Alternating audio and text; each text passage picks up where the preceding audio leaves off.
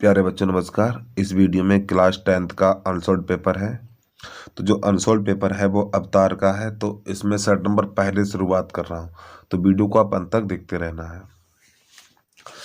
तो इसमें पहला नंबर है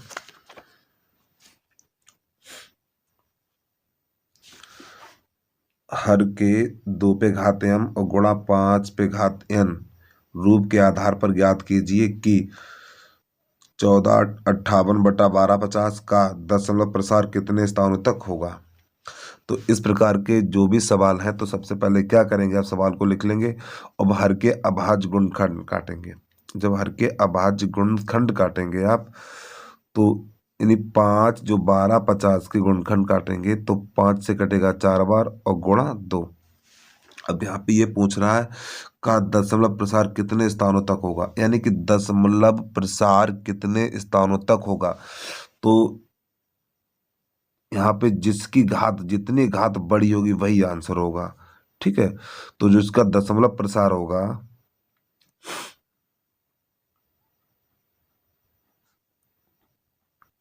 दशमलव प्रसार,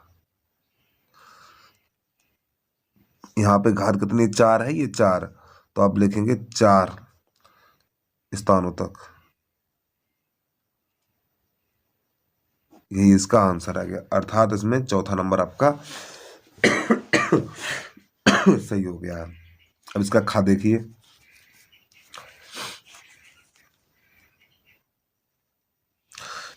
गा तो खा तो नहीं आएगा, गा देखिए इसमें गा क्या कह रहा है।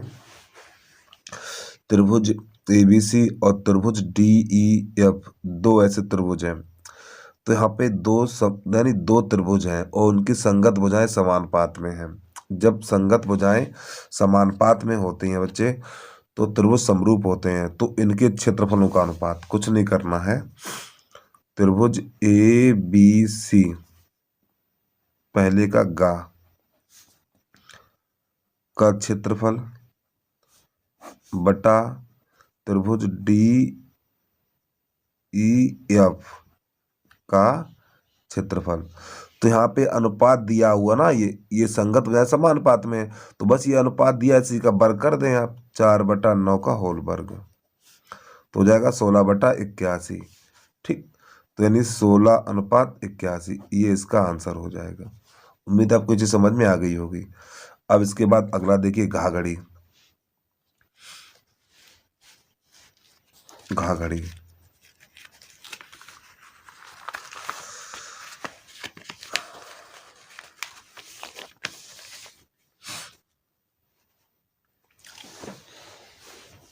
घाघड़ी है। यहाँ पे कह रहा है पहले का घाघड़ी। और एक बात प्यारे बच्चे बता दूं, काफी बच्चे होते हैं जैसे का, गा और घा नंबर डाल देते हैं। तो देखो, प्रत्येक प्रश्न संख्या के यानी जो नंबरों के साथ प्रश्न संख्या जरूर डालेंगे। पहले का घा ऐसे करके, पहले का का, पहले का गा, इस प्रकार ये नंबर, ये बड़ा नंबर बोर्ड की परीक्षा में बहुत जरूरी डालना है, क्योंकि बच्चे खाली गा डाल के चले जाते हैं ऐसे करके। ऐसे नहीं करना आपको, पहले का गा ठीक इस प्रकार लिखना है। जी गलती करते हैं वो आपको मैं बता दे रहा हूँ। ठीक, और खासकर नंबर प्रश्न संख्या आगे जरूर लिखना आपको। तो यहाँ पर है बेटा sine theta minus cos theta बराबर है आपका 0। अब एक चीज आपको ध्यान रखनी है और मान निकालना है इसका। देखो एक चीज ध्यान रखनी है, कॉस साइन और कॉस, साइन कॉस में किसके मान बराबर होते हैं? साइन कॉस में 45 का मान बराबर होता है। तो थीटा बराबर आपका हो जाएगा 45। ठीक, वो कैसे? क्योंकि साइन थीटा यानी साइन 45 और कॉस 45, और कॉस 45 का मान 1/√2 और कॉस 45 का मान 1/√2, तो ये प्लस बन जाएगा और ये माइनस बन जाएगा, कट के 0 हो जाएगा। तो इसका मान बताना है आपको। तो यहाँ पे हो जाएगा साइन 4 थीटा और प्लस कॉस 4 थीटा, इसका मान ज्ञात करना है। तो क्या करेंगे, और थीटा का मान हमने कितना ले लिया 45। देखो थीटा का मान एक ही ऐसा है, थीटा का मान एक ही ऐसा है जिसमें साइन कॉस के मान आपस में बराबर होते हैं, तो इसलिए थीटा बराबर हमने 45 ले लिया और इसका मान निकालना है। तो क्या क्या करेंगे देखिए, साइन पे घात 4 45 और प्लस कॉस पे घात 4 और 45। अब क्या करना, बस इसका मान लगा देना। साइन 45 का मान 1/√2 और इस पे घात 4 प्लस इसका मान 1/√2 घात 4। जब इसको हल करेंगे तो आपका 1 बटा निकलेगा 4, 1/4 निकल के आएगा, प्लस ये भी 1/4। ठीक है, अब इसके हर समान है, जब इसके हर समान है तो अंत जुड़ जाएंगे, 1 और 1 2, तो 2/4। उम्मीद आपको चीज समझ में आ रही। 2 1 2, 2 दूनी 4, तो इसका आंसर आ जाएगा 1/2। यही आपको विकल्प हो गया इसमें। 1/2 कौन सा है, ये दूसरा सही हो गया है।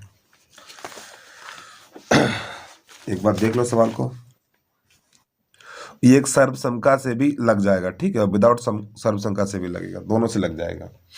और सर्वसंख्या से जो वो 30% में हट गया, इसलिए वो हमने आपको बताया नहीं, क्योंकि ये सवाल सर्वसंख्या से भी लग जाता है और विदाउट सर्वसंख्या से भी लग जाएगा, इसलिए मैंने बता दिया। फिलहाल ये कटा हुआ था, मैंने बता दिया है, क्योंकि आने के चांस है इसके। अगला नंबर, पहले का यहाँ, अरे लिख जा भैया लिख जा। देखिए यह कह रहा है बिंदु 3,4, बिंदु है आपके 3,4, बिंदु कितने 3,4, बाई एच से दूरी, बाई एच से दूरी बराबर ए। बेटे ये मान ए का होता है और ये मान बी का होता है। जब एक बिंदु दिया हो, जब एक बिंदु दिया हो तो ये मान ए का होता है और ये मान बी का होता है। तो बाई अच से दूरी बराबर ए होता है। तो ए का मान कितना है, 3 है। बस यही आंसर हो गया आपका। अगर यहां से एक्स अक्ष से दूरी पूछता, एक्स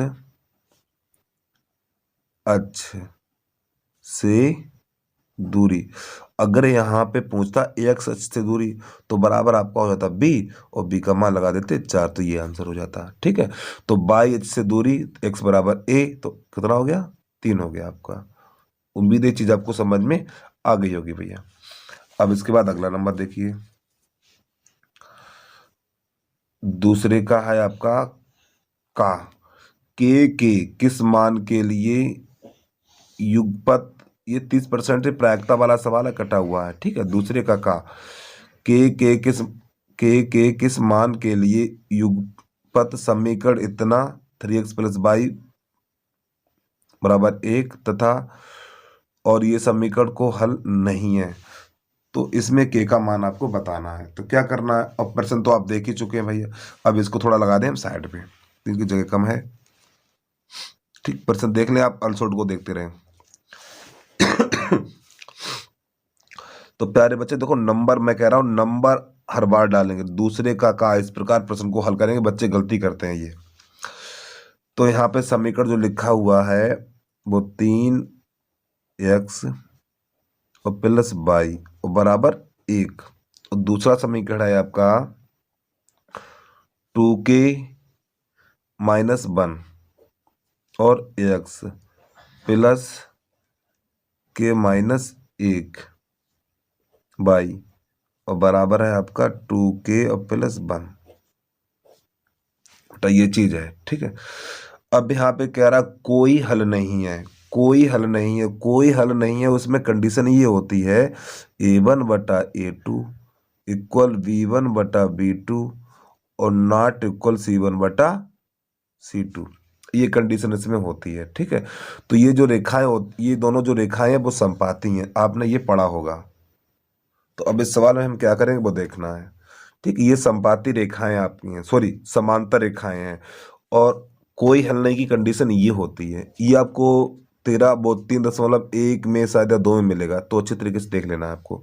तो यहाँ पर करना क्या है, देखिए खाली x के गुणांक लेने हैं। यहाँ पे x गुणांक कितना है, 3 है, और यहाँ पर x गुणांक कितना, इतना है, ये कोष्टक वाला 2k - 1 बराबर, और यहाँ पे y गुणांक कितना है, 1 है,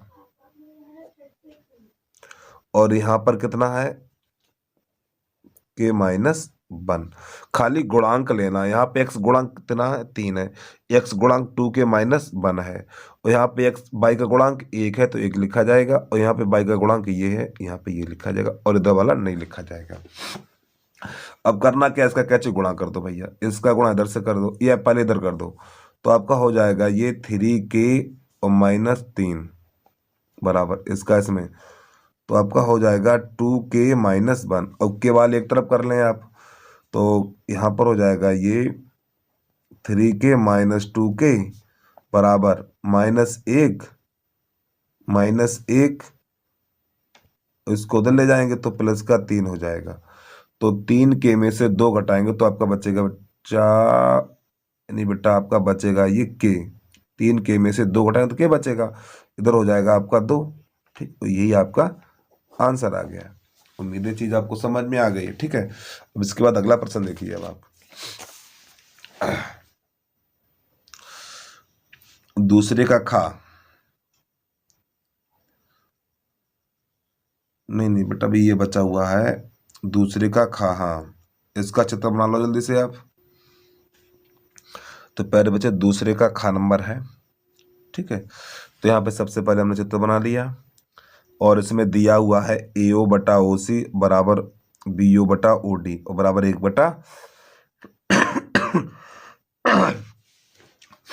बराबर 1/3। अब इसके बाद इसमें एक चीज और दे रखी है, यहाँ पर दे रखा है DC, यानी ये वाली माप दे रखी है 1.5 सेंटीमीटर, और ज्ञात करना ये वाला। अब मैं एक बात बता दूं, यहाँ पे दो भुजाएं समानुपात में दी हुई हैं, तो अब यहाँ पर ये कोण देखिए, ये कोण आपके बराबर होगा, तो यहाँ पर लिखेंगे आप कोण AOB और बराबर कोण DOC।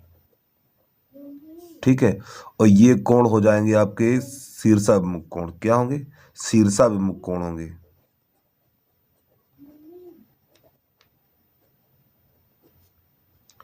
शीर्षाभिमुख कोण है। तब जब ये शीर्षाभिमुख कोण है तो ये दोनों त्रिभुज आपके समरूप होंगे। दोनों त्रिभुज कैसे होंगे, समरूप होंगे।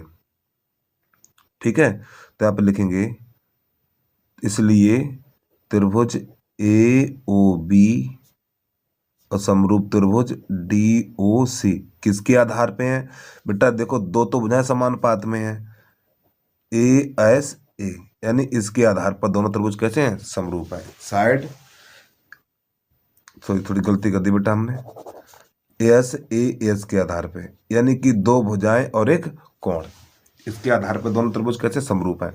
और जब त्रिभुज समरूप होते हैं तो उनकी संगत भुजाएं समानुपात में होती हैं। तो पहले देखो ये भुजा किसकी है, OA की, OA यानी ये वाली, तो हमें सबसे पहले ये वाली भुजा ले लेनी है, तो AB/DC और बराबर 1/3।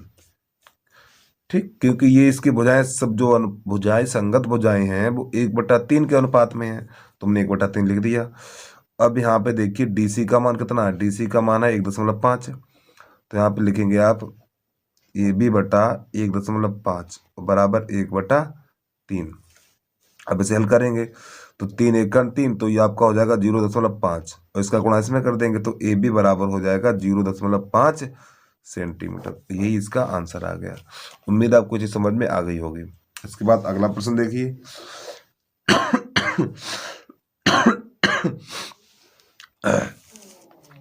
दूसरे का गा, दूसरे का गा, दूसरे का गा प्रश्न, यानी प्यारे बच्चे यहाँ पे बोर्ड की परीक्षा में प्रश्न संख्या ऐसे लिखेंगे, दूसरे का गा, गा मत लिखना, बता रहा हूं मैं, नंबर काट सकते हैं आपके। दूसरे का गा ऐसे करके लिखना है। तो √3 tan 12 cot 45 और cot 60 और tan 78 का मान ज्ञात कीजिए। तो देखिए समझिए क्या करेंगे आप। देखो जो मान आपको पता है, देखो cot 45 का मान पता है और cot 60 का मान पता है, तो इन्हें आगे लिख लें आप। √3 सॉरी प्यारे बच्चे माफी चाहता हूँ, यहाँ पे कॉट 45, कॉट 60, जिसके मान पता है आपको, tan 12 और tan 78। अब यहाँ पर इनके मान लगा देंगे। इसका मान कितना हो जाएगा, ये तो √3 ही रहेगा आपका, और इसका मान 1 हो जाएगा, इसका मान 1 और इसका मान हो जाएगा, और कॉट 60 का मान हो जाएगा 1/√3। अब गुणा, अब इसमें से इस tan को चेंज कर ले रहे हैं हम, तो यहाँ पर लिख लेंगे tan 90 - 78 इस प्रकार। यानी tan को लिखेंगे 90 माइनस tan 12 है तो tan 90 - 78, इसको ऐसे लिख देंगे tan 78। अब प्यारे बच्चे ये √3 से √3 चला गया, √3 से √3 चला गया, तो आपका बचा tan क्या बन जाएगा, tan बन जाएगा कॉट, tan क्या बनेगा, कॉट 78 बन जाएगा ये, इंटू tan 78। ठीक है, अब कॉट 78 को क्या लिख सकते हैं आप, ठीक। या एक बात ध्यान रखना, यहाँ पे जब tan यानी कॉट 78 और tan 78, या कॉट क्या लिख सकते हैं आप, कॉट हो जाएगा आपका 1/tan 78 और गुणा tan 78, और इससे ये कट जाएगा, तो इसका आंसर निकल के आ जाएगा 1। यही इसका आंसर आ गया। या फिर आप ऐसे ध्यान रखें, कॉट 78 और tan 78 इन दोनों का जो गुणनफल होता है वो 1 होता है, इन दोनों का जो गुणनफल होता है वो 1 होता है। उम्मीद ये चीज आपको समझ में आ गई होगी। तो पहले थोड़ा मैं सूत्र और बता दूं आपको, जैसे कि sin theta into cosec theta बराबर, और इसके बाद cos theta into sec theta, और इसके बाद tan theta into cot theta. प्यारे बच्चे इन सब का मान होता है 1, कितना होता है, 1 होता है। तो इसी प्रकार यहाँ पर इसका मान क्या हो जाएगा, 1 हो जाएगा आपका। अगर सूत्र ये नहीं पता है, sine theta into cosec theta का गुणनफल 1 होता है, cos theta into sec theta का गुणनफल 1 होता है, tan theta into cot theta का गुणनफल 1 होता है। अब इसके बाद अगला प्रश्न देखिए। अब आप तीसरे का तो नहीं बताएं कि समांतर श्रेणी से है, और ये तीसरे का तीसरे का खा, तीसरे का खा। तो यहाँ पे कह रहा है बिंदु यानी संख्या 0.666, इसे P/Q के रूप में बदलना है। ये क्लास 9th का सवाल है। तो यहाँ पे क्या करेंगे, तो माना x बराबर 0.666 इस प्रकार। यहाँ पे आपको ये देखना एक अंक की वृद्धि हो रही है, तो इसमें 10 का गुणा करेंगे, इसे समीकरण नंबर 1 मान लो। दोनों पक्षों में 10 का गुणा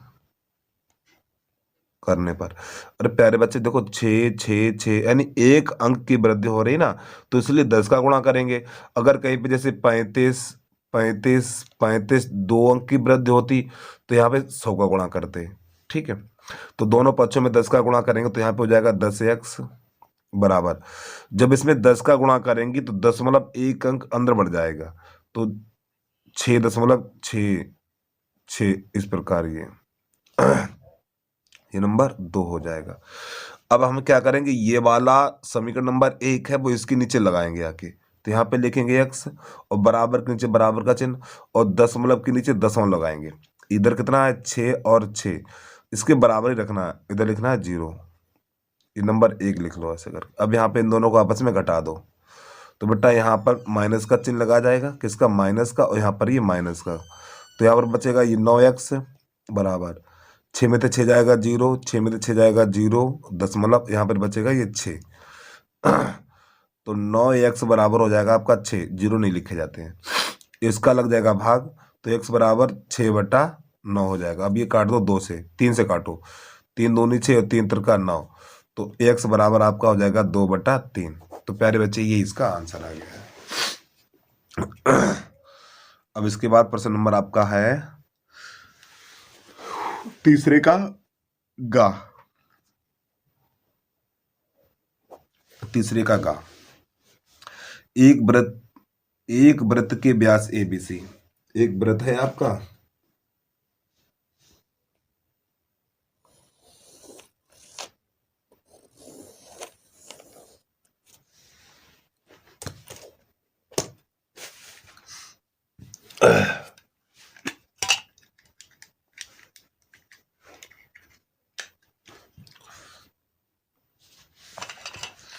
अब देखिए यहां पर, और जो इसका व्यास है,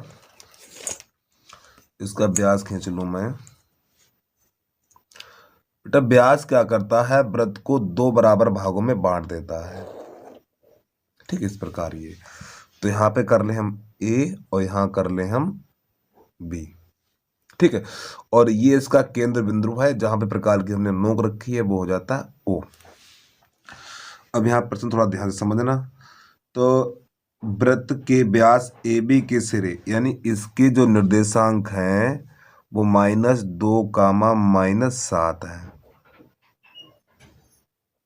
ठीक, -2, -7 है। और B के निर्देशांक हैं, इसके हैं 1, -11, इसके इतने निर्देशांक हैं। तो वृत्त की त्रिज्या तथा केंद्र के निर्देशांक ज्ञात कीजिए।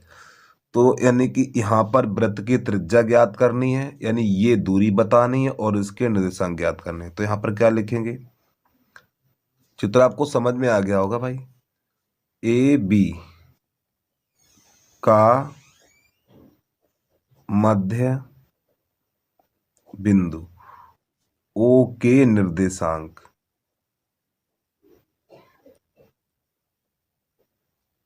बराबर, जो इसका सूत्र होगा आपका x1 + x2/2, y1 + y2/2, ये इसका सूत्र है। अब आपको क्या करना है, यहाँ पे मान लगा देना है। ये x1 का मान कितना है, x1 का मान है -2, और x2 का मान कितना 1 है, और बटा 2, y1 का मान -7 है, और प्लस, और y2 का मान कितना है -11। तो बेटा ये -11 हो जाएगा, ठीक है, कितना 11, यानी कि यहाँ पे प्लस का चिन्ह है तो ये माइनस का आएगा, तो -11 बन जाएगा, और बटा 2। तो आपका यहाँ पर हो जाएगा, 2 में से घटाएंगे तो -1 हो जाएगा, ये क्या हो जाएगा -1/2, और ये 7, 18 हो जाएगा आपका, 11 7 18 माइनस का, तो 18/2, 2 1 2 और 2 नेम 18। तो इसका जो आंसर निकल के आएगा -1/2 और -9। तो यानी कि जो O के निर्देशांक निकल के आए हैं, ठीक, O के जो निर्देशांक निकल के आए हैं, ठीक, इतने हो गए आपके, यानी -1/2 और -9, यानी केंद्र के निर्देशांक ज्ञात कीजिए, जो यानी कि इसके निर्देशांक निकल के आए हैं -1/2 और -9। अब इसकी बतानी है त्रिज्या। त्रिज्या क्या है, चाहो तो आप यानी इन दोनों के बीच की दूरी निकालनी है, O B के बीच की दूरी निकालनी है। तो क्या करेंगे देखिए बात,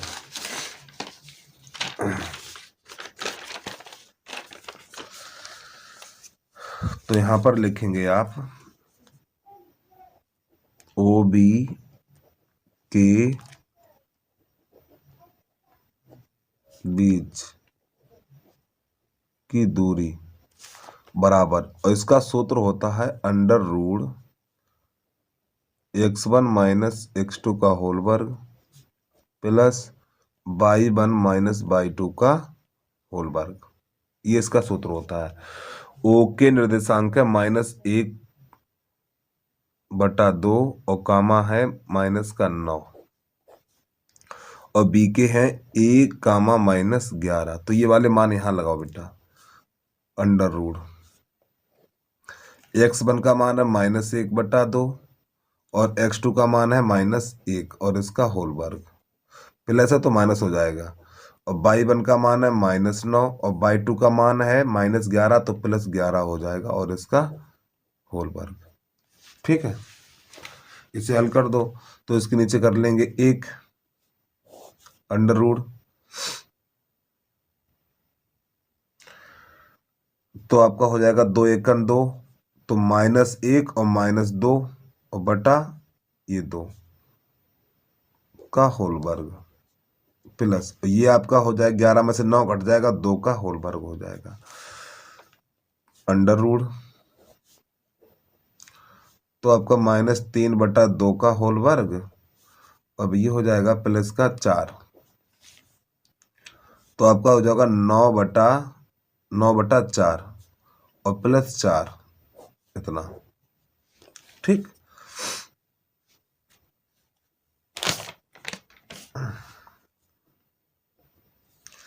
तो इसके नीचे 1 कर लेंगे, तो क्या होगा यहाँ पर इसका इसमें करेंगे, तो 9 + 16/4, तो 9 + 16 25/4 और 25/4 को क्या लिखेंगे 5/2 मात्रक। और प्यारे बच्चे यही आपका आंसर हो गया है। जो इसकी त्रिज्या निकलेगी, ठीक, जो इसकी त्रिज्या ये वाली जो दूरी निकलेगी ये वाली, वो कितनी निकलेगी 5/2, 5/2 अर्थात इसे और क्या लिख सकते हैं आप, इसे लिख सकते हैं आप 2.5, ठीक, मात्रक, ये और लिख सकते हैं 2.5, यानी 2 का भाग 5 में लगाएंगे तो 2.5 ही निकल के आपका आएगा। अब प्रश्न नंबर अगला देखिए। अब आपका है ये प्रश्न नंबर तीसरे का घाघड़ी।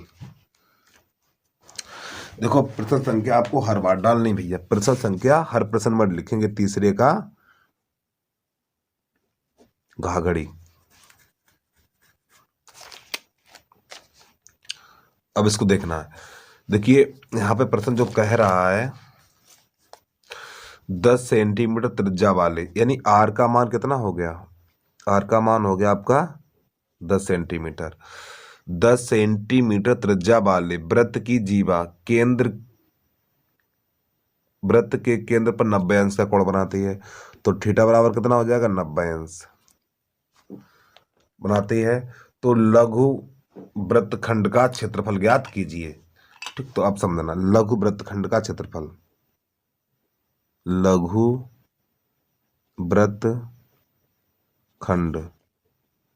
का क्षेत्रफल, तो बराबर इसका जो सूत्र होता है आपका πr² थीटा और बटा 360 माइनस 1/2 r² और साइन थीटा। प्यारे बच्चे ये इसका सूत्र होता है।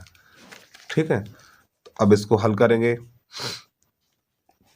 और पाई का मान लगा दो 22/7, पाई का मान 22/7 और आर का मान कितना है, आर का मान 10 है, तो 10 गुणा 10 और थीटा का मान है 90 और बटा 360 माइनस 1/2, यहाँ पे भी 10 गुणा 10, यहाँ लिखेंगे साइन 90, साइन यहाँ जगह नहीं बची, साइन 90 लिखा हुआ, ये साइन 90, तो 90 एकन 90 और 90 चौकू इतना होता है आपका, और 2 दूनी 4 और 2 पंजे 10 और 2 एकन 2, 2 एकन 2, 2 एकन 2 11 हो जाएगा आपका ये।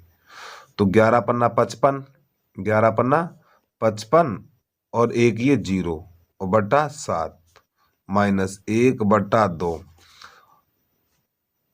इसको भी काट दो भैया, 2 एकन 2 और 2 पंजे 10, तो कितना हो जाएगा 50 हो जाएगा, इसको उठा दूं मैं 50 और साइन 90 का मान 1, तो 550/7 और माइनस 50 एकन 50, इतना ही रहेगा। ठीक है, अब क्या करेंगे, अब हम क्या करेंगे भाई, हम तो दूसरा पेज लगाएंगे ना। अब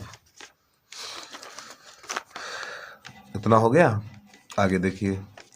अब बेटा क्या करेंगे, इसके नीचे मानेंगे 1, तो इसका गुणा इसमें और इसका इसमें, तो आपका ये हो जाएगा 550 और माइनस 7×35 और बटा 7।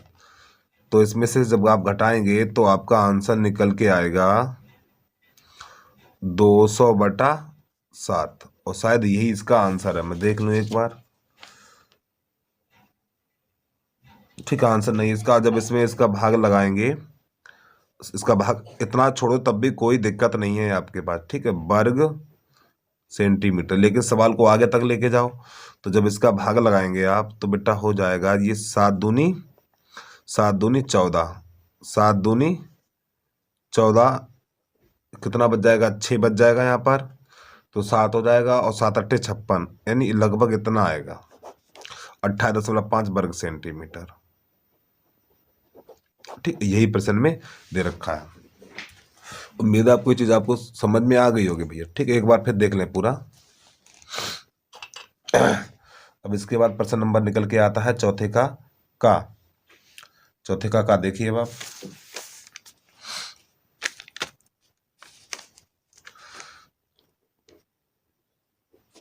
चौथे का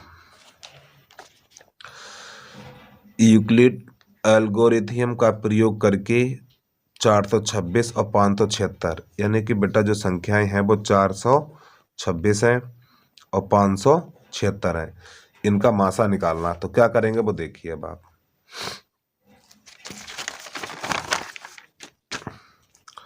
तो यहाँ पर लिखेंगे 426 और अंदर लिखेंगे आप 576। तो इसका इसमें भाग लगाएंगे तो आपका जाएगा एक बार। तो यहाँ पर लिखेंगे 426, 0, 5 और 1, 150 बच गया। दोबारा भाग चालू करूँगा मैं। अब 426, तो ये जाएगा आपका 2 बार, तो ये हो जाएगा 300 नीचे। ठीक, यहाँ पे बचेगा 6, यहाँ 2, यहाँ 1, फिर दोबारा भाग चालू करूँगा मैं। फिर यहाँ पर हो जाएगा 150, तो ये एक ही बार जाएगा। 126 यहाँ लिखेंगे तो घटाएंगे तो यहाँ बचेगा 4, यहाँ बचेगा 24 इतना।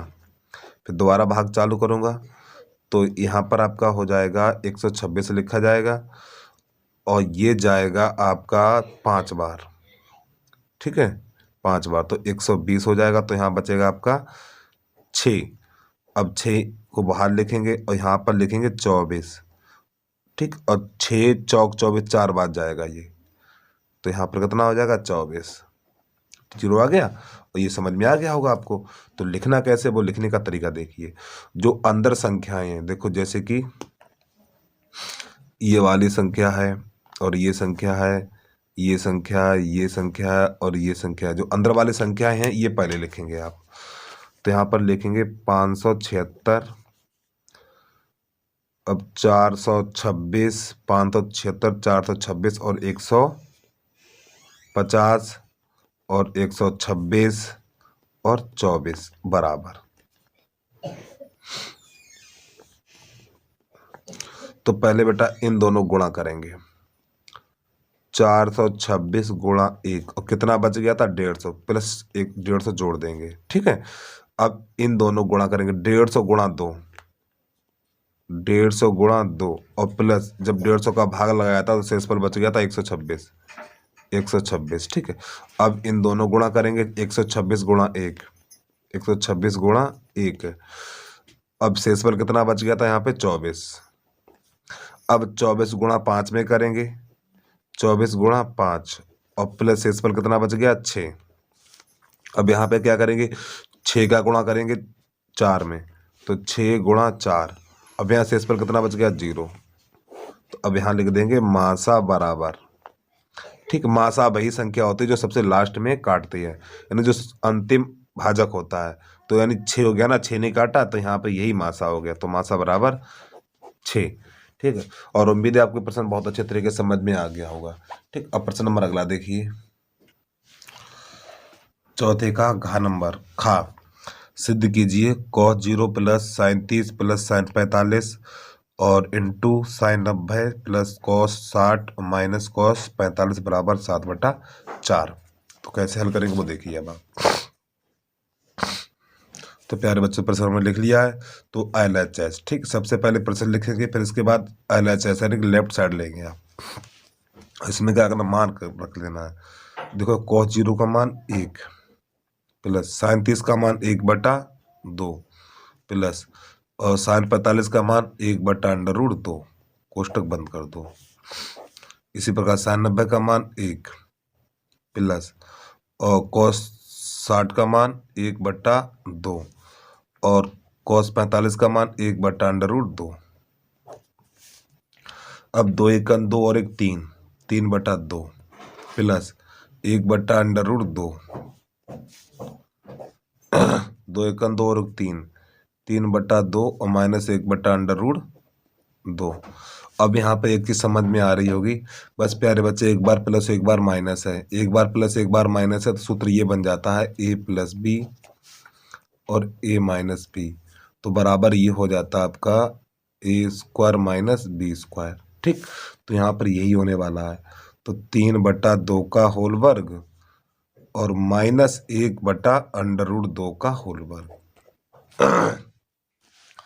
तो यहाँ पे क्या हो जाएगा, ये हो जाएगा 9/4 और माइनस ये हो जाएगा 1/2, इसका अंडर हट जाता है। ठीक है, अब इसमें आगे देखिए, अब आगे क्या होगा बेटा, अब यहाँ पर इन दोनों का एलसीएम आएगा,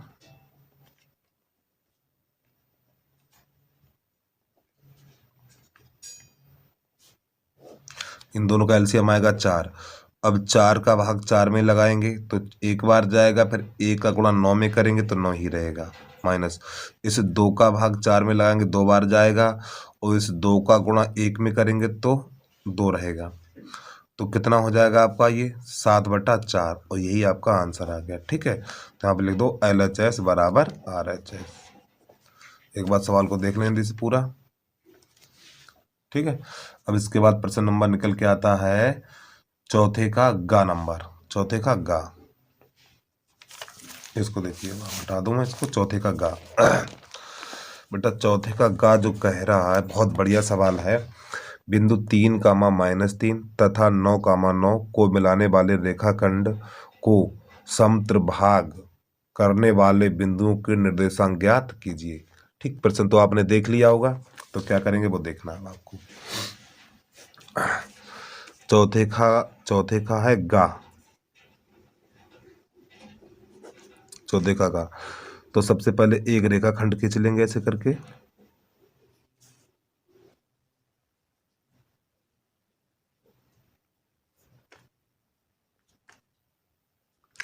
तो यहाँ पे लिख लो A और यहाँ लिख लो B।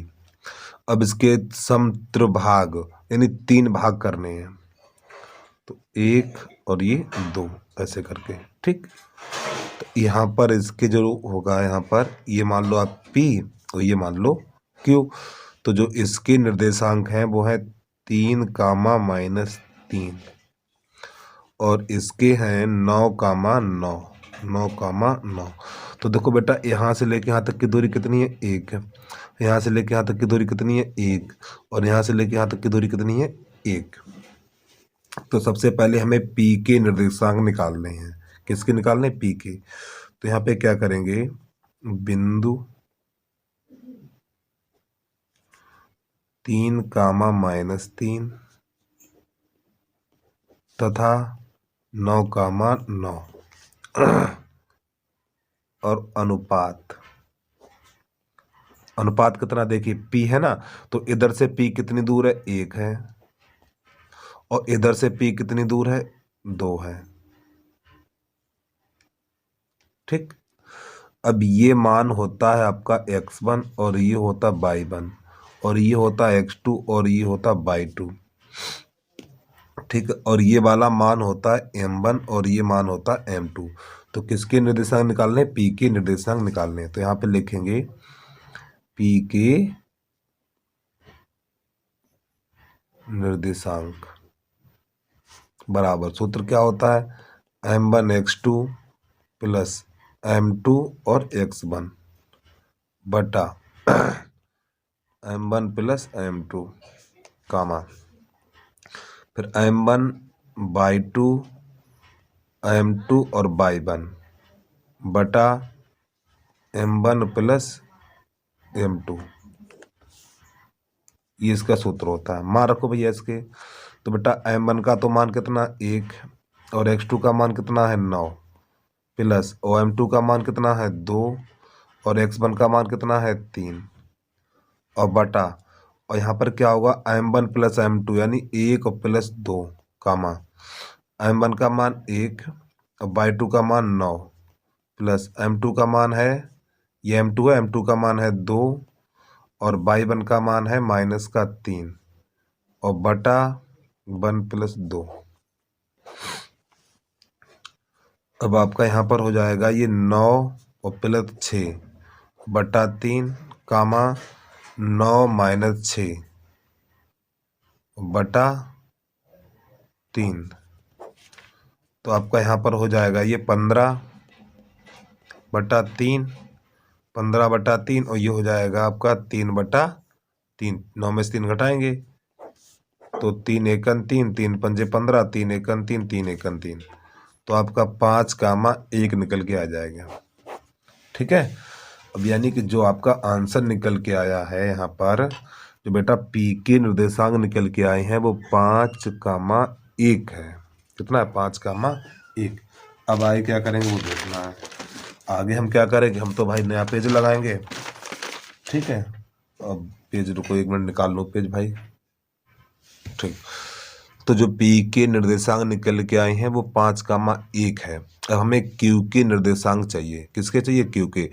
अब जो क्यू है ना वो ए पी और बी के बीच में है। जो क्यू है वो पी और बी के बीच में है, तो पी और बी का मध्य बिंदु क्यू के निर्देशांक निकाल देंगे। तो यहाँ पर हम क्या लिखेंगे आगे, इसी के आगे जोड़ देना आपको। तो यहाँ पे लिखेंगे पी बी का कॉमा लगा दो, चाहे पी बी का मध्य बिंदु क्यू के निर्देशांक बराबर, और जो मध्य बिंदु के निर्देशांक होते हैं x1 प्लस x2 बटा 2 कामा y1 प्लस y2 बटा 2, ये। ठीक है, समझना ध्यान से। अब पी के है 5, 1 और इसके हैं 9, 9, तो बेटा ये x1 और ये y1 और ये x2 और ये y2 मान लगा दो। तो x1 का मान है 5 और प्लस x2 का मान है 9 और बटा 2 कामा y1 का मान 1 और इसका मान 9 बटा 2, तो कितना हो जाएगा ये 14 बटा 2, ये हो जाएगा 10 बटा 2, तो ये हो जाएगा 7 और ये हो जाएगा 5। यही आपका आंसर आ गया। उम्मीद है आपको चीज़ समझ में आ गई होगी।